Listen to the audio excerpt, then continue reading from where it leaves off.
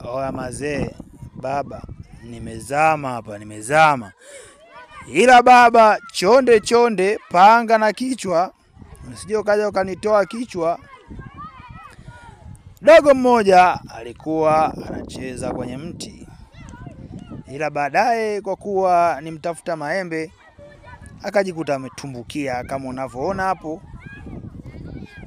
Baada ya muda fulani wazazi kumtafuta na kuja kugundua kuwa amebanwa kwenye mti kama unavyomuona.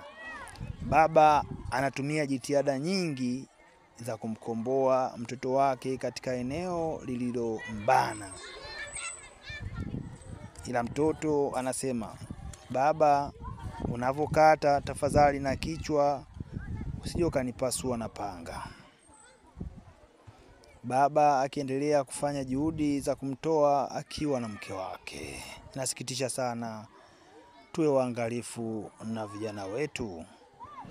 Vijana wanakuwa na harakati nyingi sana katika michezo yao na katika utafutaji wa matunda. Kama unavyoona, dogo ameingia katika mti na kutoka alishindwa. Ni DJ Jalos Kila Mbeya, naomba usubscribe.